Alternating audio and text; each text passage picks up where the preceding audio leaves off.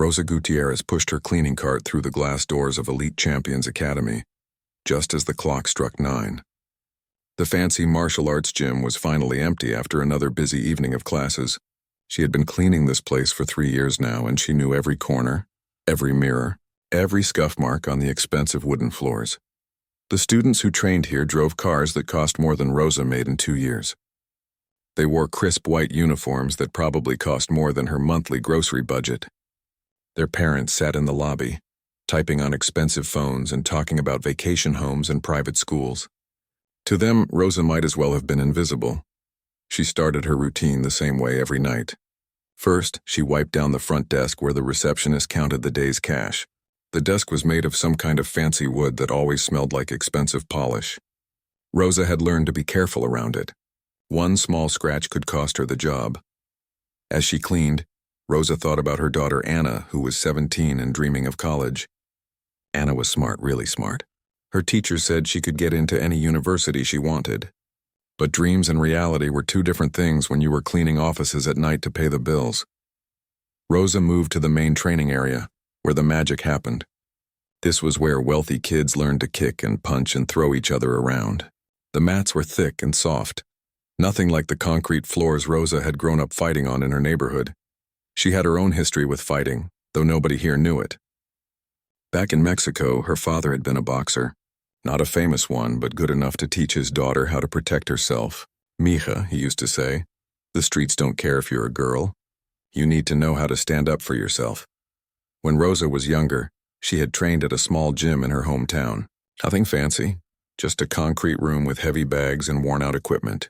But the old trainer there, Don Miguel, had taught her well. He showed her not just how to throw punches, but how to move, how to think, how to turn an opponent's strength against them. That felt like a lifetime ago now. These days, Rosa's fighting was limited to battling bills and trying to make ends meet. But as she mopped the pristine floors of Elite Champions, something stirred inside her. She watched everything. During her first week on the job, Rosa had tried to ignore the classes going on around her. She focused on her work, keeping her head down and staying out of the way. But it was impossible not to notice the techniques being taught. The instructor, Master Kim, was patient and skilled. He moved like water, smooth and controlled. By her second month, Rosa found herself slowing down during certain parts of her cleaning routine. She would take extra time wiping the mirror so she could watch the advanced class practice their forms. The students moved through sequences of kicks and blocks that looked like deadly dancing. Rosa noticed things the students didn't. She saw when someone's stance was too narrow, when their balance was off, when they were telegraphing their punches. Her father's training and her own experience had given her an eye for these details. Sometimes she wanted to speak up, to help them fix their mistakes.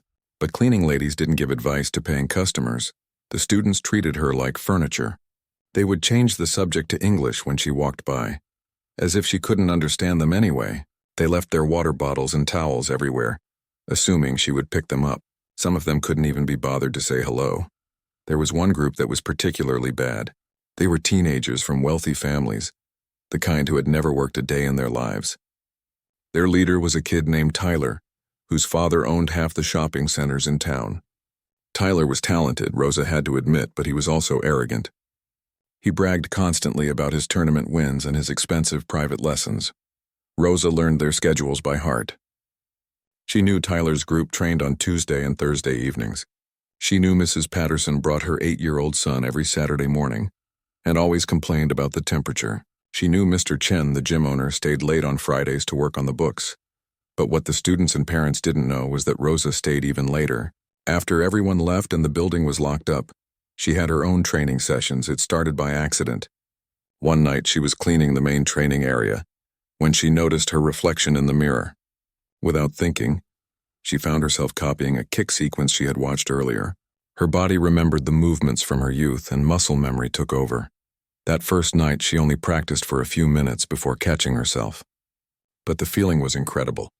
For those brief moments, she wasn't just the cleaning lady. She was a fighter again. The next week she stayed a little longer. She practiced the basic forms she had observed, using her mop handle as a practice weapon. The movements felt rusty at first, but they came back quickly. Her father's training had been solid, and the techniques she was learning by watching Master Kim were building on that foundation. Soon, Rosa was staying an extra hour each night. She practiced kicks against the heavy bags, careful to adjust them back to their original positions afterward. She worked through complex combinations, shadowboxing in front of the mirrors. She even found training videos online and watched them on her phone during breaks. The transformation was gradual but undeniable. Rosa's body grew stronger and more flexible. Her reflexes sharpened. Most importantly, her confidence returned. She walked taller, spoke more clearly, and felt like herself again for the first time in years. Anna noticed the change at home. "Mom, you seem different lately," she said one morning over breakfast. "Happier." Rosa smiled and poured herself another cup of coffee. "Just feeling good about things, mija. Your college applications are going well and work is okay." But it was more than okay. For the first time since moving to this country, Rosa felt like she had found a piece of herself again. She was still the cleaning lady during business hours, still invisible to the wealthy students and their parents. But in those quiet evening hours when she had the gym to herself, she was something else entirely. She was a fighter. And fighters, Rosa knew, were never truly invisible for long.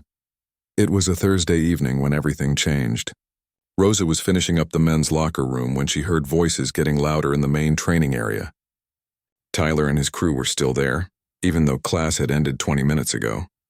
She could hear them laughing and talking trash, the way teenagers do when they think they're hot stuff.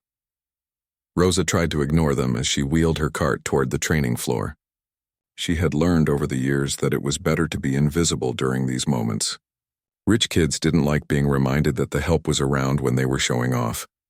But as she started mopping near the edge of the mats, their conversation became impossible to ignore.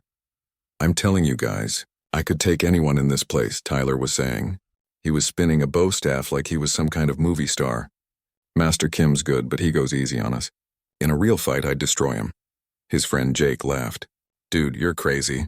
Master Kim would throw you across the room." "Please," Tyler scoffed.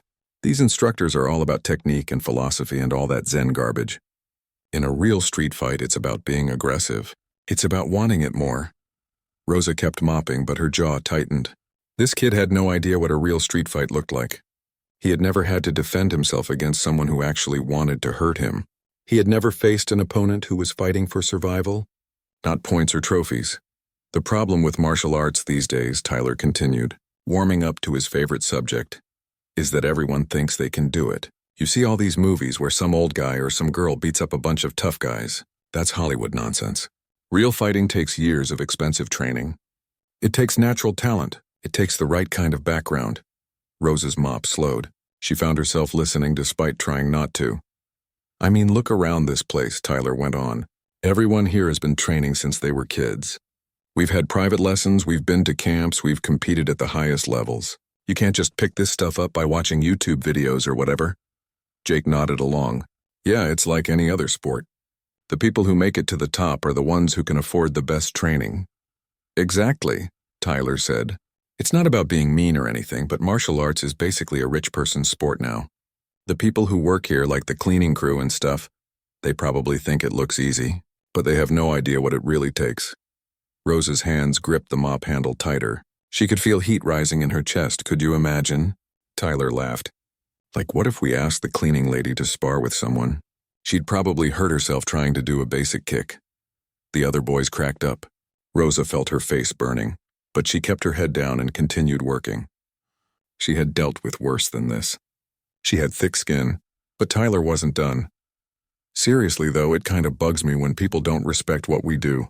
Like, my dad pays good money for me to train here, we all do, and then people act like anyone could just walk in off the street and compete with us. It's disrespectful to everyone who's put in the real work." Rosa's mop had stopped moving entirely now. She was standing perfectly still, listening to this kid dismiss everything she had learned, everything her father had taught her, everything she had worked for in those secret late-night training sessions. "I bet most people who work regular jobs have never even been in a real fight," Tyler continued. "They probably think martial arts is like dancing or something.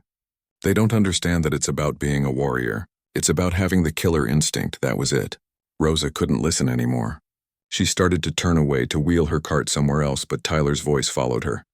"Oh, hey there," he called out, finally noticing her. "Sorry, we didn't see you there." Rosa nodded politely. "No problem. I'll come back later to finish." Actually, wait, Tyler said, and there was something in his voice that made Rosa's stomach drop. We were just talking about martial arts. Do you ever watch the classes while you're working? Rosa kept her expression neutral. Sometimes I see them, yes. What do you think? Tyler asked, and his friends were all grinning now. Does it look fun? Do you ever think about trying it? There was a trap here somewhere. Rosa could feel it. It looks very difficult, she said carefully. Takes a lot of skill. Oh, it definitely does, Tyler said, nodding seriously. It takes years and years of training. You can't just pick it up casually. It's not like other activities where you can just jump in and try it. Rosa said nothing, but she could see where this was going. I mean, no offense, Tyler continued, but it's probably not something for, regular working people. It requires a certain level of athletic ability and training background that most people just don't have. One of his friends snickered. Rosa felt something cold settle in her stomach. But hey, Tyler said, his voice taking on a mock encouraging tone. If you ever want to try some basic moves, I'm sure Master Kim would be happy to show you some beginner stuff, like really basic stuff. We wouldn't want you to get hurt or anything. The other boys were barely containing their laughter now. Rosa understood exactly what was happening. They were making fun of her, treating her like entertainment. To them, the idea of the cleaning lady doing martial arts was hilarious. That's very kind, Rosa said quietly. But I should get back to work. Oh, come on, Tyler pressed. Don't be shy. I bet you've secretly always wanted to try it, right? All those movies make it look so cool. Rosa started to push her cart away, but Tyler stepped closer. Actually, you know what would be fun, he said, his voice getting louder. Why don't you show us what you think martial arts looks like? Just for fun, we promise we won't laugh. But they were already laughing. Rosa could hear it in their voices, see it in their eyes. She was nothing but a joke to them. The cleaning lady who thought she could be a fighter. What they didn't know was that jokes had a way of coming back to bite you. And Rosa was about to remind them that the most dangerous opponents were often the ones you never saw coming. She set down her mop and looked Tyler directly in the eyes for the first time. You want to see what I think martial arts looks like? She asked quietly. Tyler's grin widened. Sure, show us what you've got. Rosa took a deep breath. After 3 years of being invisible, she was about to become very, very visible. And she was ready. The training floor felt different under Rosa's feet as she stepped onto the mat. For 3 years, she had only touched this surface with her mop. Now she was standing on it in her cleaning uniform, facing a group of teenagers who thought they were about to witness the funniest thing they'd ever seen. Tyler was still grinning, but something in Rosa's posture made him take a small step back. She wasn't moving like a timid cleaning lady anymore. There was something different in the way she held herself, something that made the air in the room shift. Okay, Tyler said, his voice a little less confident than before. So what are you going to show us? Rosa looked around the group. Jake was holding his phone, probably ready to record what he thought would be an embarrassing video to share with his friends. The other boys were nudging each other and whispering. They expected her to stumble through some clumsy imitation of the moves she'd seen in class. But Rosa had learned more than just moves during those late-night training sessions. Her father had taught her something these boys had never learned, how to read an opponent. And right now, she could read Tyler like a children's book. He was overconfident, used to being the best fighter in his little group. His stance was too casual, his weight distributed wrong. He had good technique when he was in control, but Rosa could see he'd never faced a real challenge. He'd never fought someone who wasn't playing by the rules he was used to. I think, Rosa said quietly, martial arts is about more than just expensive lessons. She moved into a basic fighting stance, and something electric happened in the room. Her posture was perfect, balanced and ready. Her hands were positioned exactly right, not too high, not too low. Her feet were placed with the precision of someone who had done this thousands of times. Tyler's grin faded completely. Whoa, Jake whispered, lowering his phone slightly. She actually knows how to stand. Rosa began to move through a basic form and the boys fell silent. Her movements were fluid and controlled, each technique flowing into the next with practiced ease. This wasn't someone who had watched a few classes and tried to copy what she saw. This was someone who understood the deeper principles behind the movements. She executed a series of blocks and strikes that Tyler recognized from advanced classes. Her kicks were precise and powerful, her balance never wavering. When she spun into a complex combination that Master Kim had only recently taught to the black belt students, Tyler's mouth fell open. "How do you know that form?" he asked, his voice barely above a whisper. Rosa completed the sequence and returned to a neutral stance. "I watch," she said simply. "I learn?" But Tyler wasn't ready to accept what he was seeing. His world was built on the idea that people like him were naturally superior at things like this. The idea that someone he dismissed as just the cleaning lady could outperform him was impossible to accept. "Okay, that's pretty good," he said, trying to regain his composure. "But forms are different from actual fighting. Anyone can memorize a dance routine. Real martial arts is about being able to use it when someone's trying to hit you back." Rosa tilted her head slightly. "You want to spar?" The question hung in the air like a challenge. Tyler looked around at his friends who were staring at him with wide eyes. He had talked so much trash about his fighting abilities, boasted so loudly about being able to take anyone in the gym. Now he was being called out by a middle-aged woman in a cleaning uniform. Pride wouldn't let him back down. "Yeah," he said, moving into his own fighting stance. "But we'll go light, okay? I don't want anyone getting hurt." Rosa almost smiled at that. This boy had no idea who he was dealing with. They began to circle each other, and Rosa immediately noticed Tyler's weaknesses. He was aggressive but predictable, throwing combinations he'd learned in class without adapting to his opponent. He was used to sparring with other students who fought the same way he did, following the same patterns and rules. Tyler threw the first punch, a quick jab that should have caught Rosa off guard. Instead, she slipped it easily, moving her head just enough to let it pass by harmlessly. Tyler followed up with a cross, then a hook, all textbook combinations from his training. Rosa moved like smoke, avoiding each attack without seeming to exert any effort. She wasn't just faster than Tyler had expected. She was smarter. She could see his attacks coming before he threw them, reading his body language like a book written in large print. "What the hell?" Tyler muttered, breathing harder than he should have been after such a brief exchange. Rosa decided it was time to show him the difference between tournament fighting and real combat. When Tyler threw his next combination, she didn't just avoid it. She intercepted his lead hand with a trap that her father had taught her 20 years ago, redirecting his energy and using his momentum against him. Tyler found himself off balance, stumbling forward as Rosa guided his attack harmlessly past her. Before he could recover, she was behind him, demonstrating a takedown that she executed with perfect control. Tyler hit the mat harder than he'd expected, though Rosa had been careful not to hurt him. The room was dead silent except for Tyler's heavy breathing. "Dude," Jake whispered, his phone forgotten in his hand. "She just schooled you." Tyler scrambled to his feet, his face red with embarrassment and anger. "Lucky shot," he said. "I wasn't ready for that." But Rosa could see in his eyes that he knew it wasn't luck. What she had just done required years of training and understanding. She had moved with the kind of precision that couldn't be faked or stumbled into. "We should stop," Rosa said quietly. "I need to finish my work." But Tyler wasn't done. His pride was wounded and he couldn't accept what had just happened. In his world, people like Rosa didn't beat people like him. It was impossible. There had to be some explanation, some way to restore the natural order of things. "No," he said, his voice tight with frustration. "One more round." For real this time. Rosa looked at him with something like pity. She had seen this before. Young fighters who couldn't accept defeat, who kept pushing until someone got hurt. Her father had warned her about opponents like this. "Tyler," she said, using his name for the first time. "You're a good fighter. You have good technique. But fighting isn't just about technique. What's that supposed to mean?"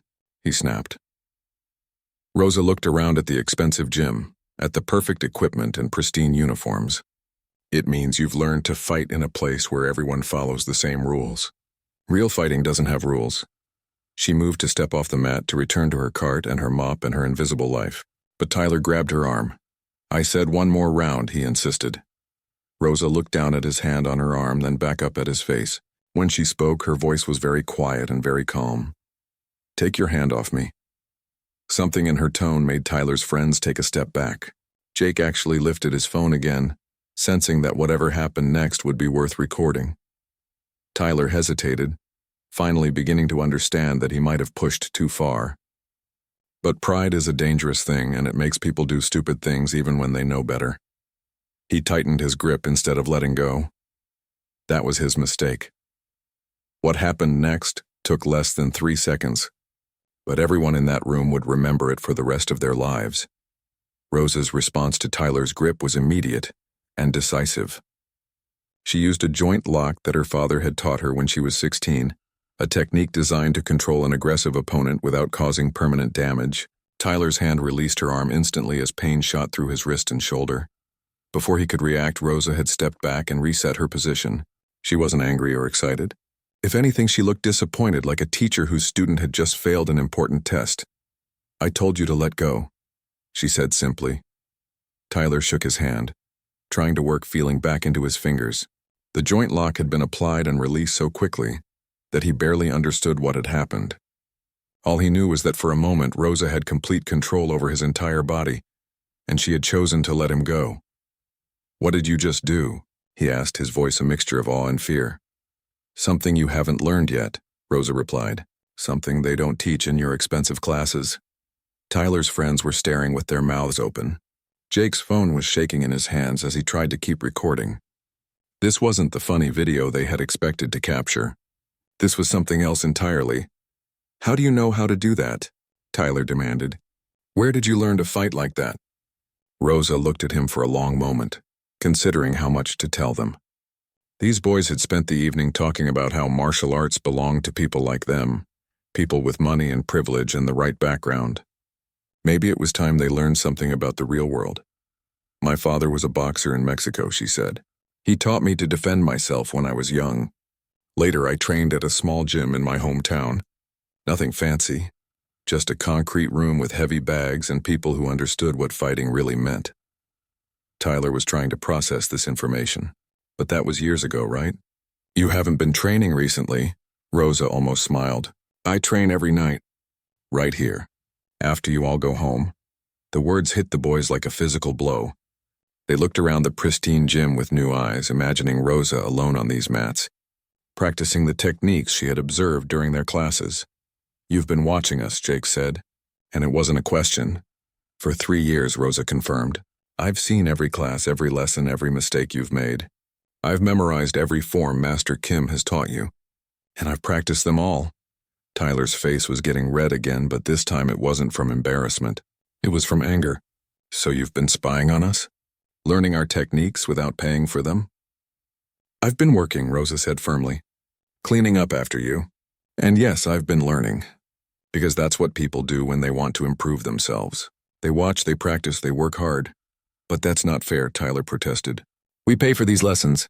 Our families invest thousands of dollars in our training.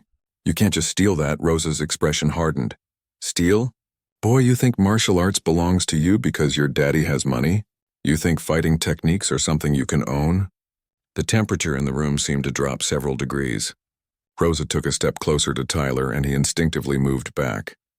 "Let me tell you something about stealing," Rosa continued, her voice quiet but intense. "When I was your age, I had to fight to protect my little sister from gang members who wanted to recruit her.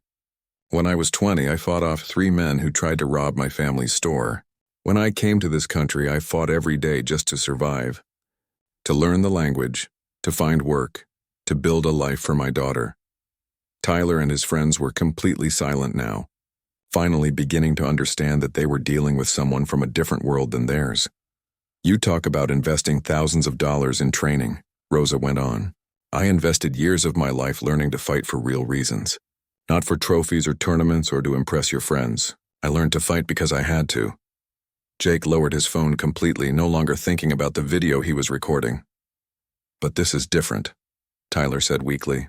"This is a sport. There are rules, there's proper instruction, there's what?" Rosa interrupted. "There's respect? Where was the respect when you were making fun of me? There's honor? Where was the honor when you grabbed my arm after I told you to stop?" Tyler opened his mouth to respond, but no words came out. Rosa shook her head. "You boys think martial arts is about having the right gear and the right instructors and the right background. But martial arts is about discipline. It's about respect.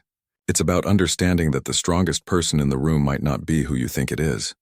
She moved back toward her cleaning cart. signaling that the conversation was over. But Tyler wasn't ready to let it end. "Wait," he said. "If you're so good, if you know so much, then prove it. Really prove it. Not just some lucky moves or joint locks. Let's have a real sparring match." Rosa turned back to face him. "A real sparring match?" "Yeah, full contact. No holding back. If you're as good as you think you are, then show us." Rosa studied Tyler's face. She could see that his pride was driving him now, not his common sense. He was young and strong and skilled, and he couldn't accept that someone he had dismissed could be better than him. "You sure about that?" Rosa asked. Tyler nodded firmly. "I'm sure. Let's settle this once and for all." Rosa looked around at the other boys who were nodding in agreement. They wanted to see their friend restore the natural order of things. They wanted to see the cleaning lady put back in her place. "Okay," Rosa said quietly, "but we do this properly. No cheap shots, no dirty moves. When one person says stop, we stop, agreed?" "Agreed," Tyler said quickly. What Tyler didn't understand was that Rosa had just offered him a gift. By agreeing to fight by the rules, she was giving him every possible advantage. She was agreeing to limit herself to the kind of fighting he understood, the kind he had trained for. It was an act of mercy he would never fully appreciate. They faced each other on the mat. And this time Tyler could see the difference in Rosa's stance. Before, she had been holding back, fighting defensively, trying not to hurt him. Now she was ready to fight for real. Tyler threw the first punch with everything he had, expecting to overwhelm Rosa with his speed and power. He never saw the counter that knocked him unconscious. Tyler woke up 30 seconds later to find Rosa kneeling beside him, checking his pulse and making sure he hadn't hit his head on the mat. Her touch was gentle and professional, nothing like the devastating precision she had shown moments before. "Easy," she said softly, as Tyler tried to sit up too quickly. "Take your time. You're okay." Tyler blinked, trying to remember what had happened. He remembered throwing a punch and then nothing. He looked around and saw his friend staring at him with wide eyes, Jake still holding his phone with trembling hands. "What happened?" Tyler asked, though he was starting to piece it together. "You got knocked out," Jake said in a hushed voice. "Dude, it was incredible. She countered your punch with something I've never seen before. It was like watching a master class." Rosa helped Tyler to his feet, supporting his weight until she was sure he was steady. "You threw a good punch," she told him. "But you telegraphed it with your shoulder. In a real fight, that tells your opponent exactly what you're planning to do." Tyler touched his jaw where Rosa's counter had connected. It was sore but not damaged. She had hit him with exactly enough force to knock him out without causing injury. The precision required for that kind of control was something he was only beginning to understand. "I don't get it," he said, still confused. "How did you see it coming? How did you know exactly where to hit me?" Rosa looked at him with something like sympathy. "Because I've been watching you fight for 3 years, Tyler. I know all your patterns, all your favorite combinations. I know you drop your left hand when you throw that cross. I know you always step forward with the same foot. I know you because I've studied you." The word sank in slowly. Tyler realized that while he had been dismissing Rosa as invisible, she had been learning everything about him. She knew his fighting style better than he knew it himself. "But that's not the only reason," Rosa continued. "You fight like someone who's never faced real consequences. You fight like someone who knows the referee will stop the match if things get too rough. You fight like someone who's never had to worry about what happens if you lose." Tyler's friends gathered around him, making sure he was okay, but their attitude toward Rosa had completely changed. The mocking laughter was gone, replaced by something like awe. "Ma'am," Jake said hesitantly, Could you teach us some of those techniques?" Rosa looked at the group of boys, seeing them clearly for the first time. They weren't evil kids, just privileged ones who had never learned to respect people different from themselves. They had potential, but they needed guidance. "That's not my decision to make," she said. "Master Kim is your instructor. I'm just the cleaning lady." But even as she said it, Rosa knew that something fundamental had changed. She wasn't just the cleaning lady anymore. Not after what had just happened. Word would spread about this encounter, and her life would never be the same. As if summoned by her thoughts, the front door of the gym opened and Master Kim walked in. He had forgotten his keys and come back to get them, but he stopped dead when he saw the scene in front of him. Tyler sitting on the mat looking dazed. His friends clustered around him and Rosa standing nearby in her cleaning uniform. "What happened here?" Master Kim asked. his voice carrying the authority of someone who had been running a martial arts school for 20 years. The boys looked at each other, unsure how to explain. Finally, Jake held up his phone. "Master Kim, you need to see this video." What Master Kim saw on that small screen changed everything. He watched Rosa demonstrate perfect technique, saw her spar with Tyler, witnessed the moment when she showed mercy even in victory. When the video ended, he looked at Rosa with new eyes. "How long have you been training?" he asked. "My whole life in one way or another," Rosa replied. "But I've been practicing here after hours for about 2 years." Master Kim nodded slowly. "I should have noticed. A true martial artist recognizes another, regardless of their circumstances." He walked over to Tyler, who was finally getting his bearings back. "Are you injured?" "No, sir," Tyler said. "Just my pride." "Good. Pride heals faster than bones." Master Kim turned back to Rosa. "I owe you an apology. I've been teaching in this school for 15 years and I never saw what was right in front of me." Rosa shook her head. "You don't owe me anything. I have a job to do here and I've been doing it." "No," Master Kim said firmly. "You've been doing much more than that. You've been learning, growing, perfecting your art. That deserves recognition." Over the following weeks, everything changed at Elite Champions Academy. The video Jake had recorded found its way to social media, where it spread like wildfire. People were amazed by the story of the cleaning lady who turned out to be a martial arts master. But the real changes happened inside the gym. Master Kim offered Rosa a position as an assistant instructor, teaching evening classes for adults who wanted to learn practical self-defense. Her classes filled up immediately, drawing students who were inspired by her story. Tyler and his friends became some of her most dedicated students. The humbling experience of being defeated by someone they had underestimated taught them valuable lessons about respect and humility. Tyler, in particular, threw himself into learning from Rosa, eager to understand the deeper aspects of martial arts that his expensive lessons had somehow missed. Rosa's daughter, Anna, was accepted to 3 universities, and the scholarship offers that came in after Rosa's story went viral made it possible for her to attend her first-choice school. Anna was proud of her mother but not surprised. She had always known that Rosa was capable of extraordinary things. The gym's culture transformed as well. Students began treating all the staff with respect, understanding that everyone had their own story and their own skills. The entitled attitude that had once permeated the place was replaced by genuine humility and curiosity. Rosa kept one shift of her cleaning job, not because she needed the money anymore, but because it reminded her of where she had come from. She would mop the floors after her evening classes, thinking about the journey that had brought her to this point. Sometimes, late at night when the gym was empty, she would practice alone on the mats just like she used to, but now it felt different. She wasn't hiding anymore. She wasn't invisible. She had stepped onto the mat and claimed her place in the world. And in doing so, she had shown everyone around her that the most powerful transformations often come from the most unexpected places. The cleaning lady had become the teacher.